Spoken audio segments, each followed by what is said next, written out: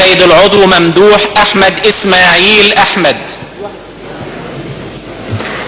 أقسم بالله العظيم أن أحافظ مخلصا على سلامة الوطن والنظام الجمهوري، وأن أرعى مصالح الشعب، وأن أحترم الدستور والقانون فيما لا يخالف شرع الله. السيد العضو محمود عبد الله عبد الرسول عبد الله. يعني التزام بالنص، وأي إضافة إليه طبعا هتكون غير قانونية وغير دستورية.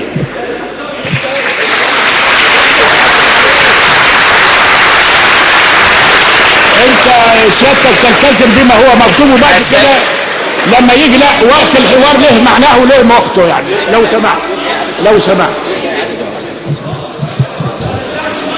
يرجى إعادة القسم للسيد العضو، يرجى إعادة القسم على النحو الوارد في الإعلان الدستوري. يا أستاذ ممدوح، كيف وتلوا القسم من جديد لو سمحت؟ يرجى للسيد العضو إعادة القسم على النحو الوارد بالإعلان الدستوري. اتفضل.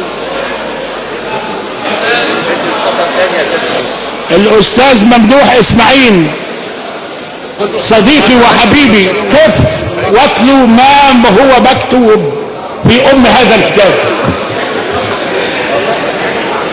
يا دكتور محمود، حضرتك ذكرت العشر المبشرين وهم 10 معينين ولم تلتزم بالنص، وانا بحترم الدستور والدستور. ما نفس نص يا استاذ. لا يا دكتور،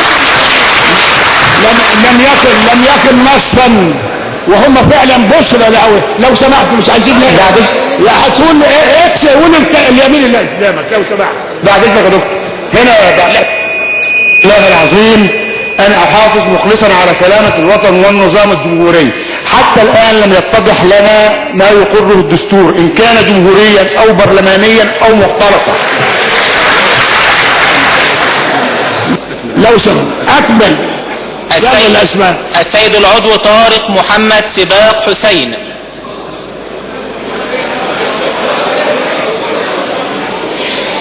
سيادة العضو ممدوح محمود عبد الله عبد الرسول، هل ستعيد القسم؟ إسماعيل. ممدوح أحمد إسماعيل أحمد.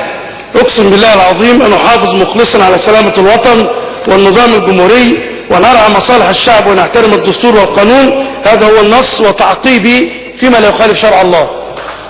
أستاذ ممدوح، الحقيقة الموقف ده يعني الكثير طبعا اعترض عليك من الزملاء في المجلس، والكثيرون أكثر كانوا سعداء جدا بهذا الموقف الذي يوضح يعني الولاء التام للشريعة الإسلامية. والله يا أستاذ وسام، أنت يعني إيه، يعني فتحت معاه موضوع هقول بكل شفافية اللي حصل بالظبط. أنا والله يعني لم أستشر أحد ولم أتحدث معه في هذه المسألة، وأنا أثناء لما بدأ القسم قعدت أكلم نفسي في هذه اللحظة التاريخية الفارقة والأمانة التي أحملها أمام الله سبحانه وتعالى، ثم أمام الناس الذين عاهدتهم على هذا الأمر. فقررت ذلك بيني وبين نفسي. وأنا لما تلوت القسم تلوته بتلقائية، ولم أتوقع رد الفعل يكون بهذه الصورة. يعني ولما وجدت رد الفعل فزي ما تقول حفز عندي التفاعل معاه.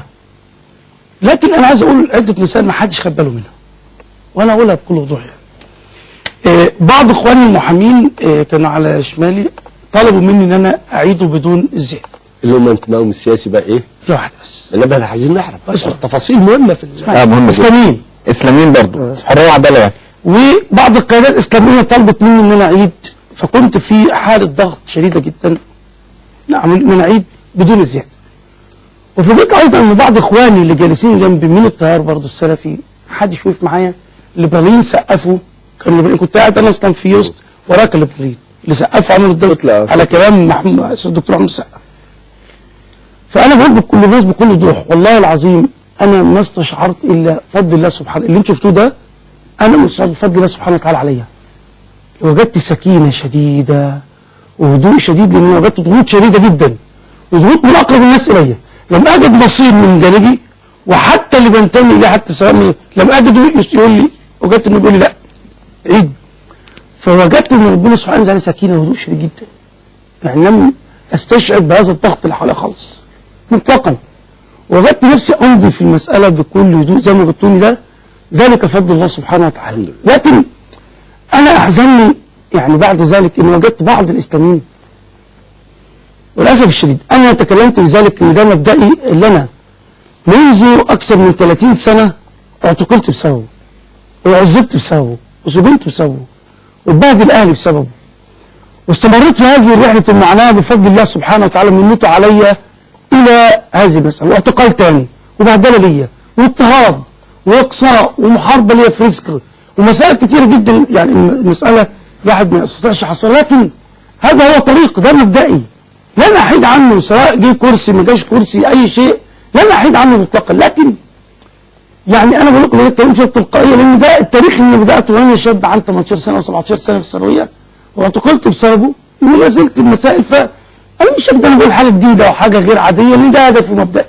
لكن احزنني المساله ان بعض الاسلاميين ظهر بعض القنوات ومنهم من يقول مزايده. اسف الشديد انا لا ازايد على احد، 30 سنه من عمري ما زايدتش على حد، ما خدتش حاجه من اي جماعه اسلاميه ولا من اي فصيل، ولا تقربت لحد، ولا تزلفت لحد، ولا وافقت حد، والحمد لله رب العالمين ربنا كان سترها معايا. كل الشخصيات الاسلاميه كثير منهم تزلفوا ونافقوا عشان يصلوا فتره الاستبداد والقهر لاي شيء كان، كثير منهم الا ما رحم ربي. لم يتزلف لحد، لم يزايد على حد، لم ينافق احد مطلقا. بس بعض الاسلاميين يتكلم ازاي؟ طب ليه بيقول كده؟ طب ما النص في الماده الثانيه يا استاذ، وانت نائب او انت عندك علم بالقانون تعلم ان الماده الثانيه ليس لها مضمون مطلقا ولا واقع في قانوننا الوضعي، لا في الجنائي ولا في المدني ولا في الدستور حتى، ولا انت عارف انها ماده محطوطه لا قيمه لها. افتح القانون الجنائي وافتح القانون المدني وافتح حتى حول الشخصيه، تلاقي حاجات كتير جدا مخالفه لهذه الشريعه. تقول مع كفايه نص الماده الثانيه، وانا بتحمل وانا اقسم امام الله سبحانه وتعالى على قسم، تقول من الماده الثانيه كفايه وانت اسلامي. ده مكمن خطوره شديده جدا فيما بعد. انا بقول ده ليه؟ ان ده مكمن خطوره شديده جدا فيما بعد. الاسلاميين كلهم دخلوا وعاهدوا الله ثم هذا الشعب على ان يحافظوا ويطبقوا شرع الله تبارك وتعالى بالحكمه وبالتدريج وبه كل شيء، لا نقول غير ذلك. ولكن مكمن الخطوره ان احنا نحاول ان نضع المسائل في غير موضعها او نتهرب منها. اذا كنا في هذا الموقف الحاسم وربنا سبحانه وتعالى من علينا بهذا المكان لكي نصون هويه هذا الشعب، هنبتدي نقول كاني وماني. لما ندخل في التشريعات وندخل في الآية التأسيسية وندخل في الدستور هنقول ايه؟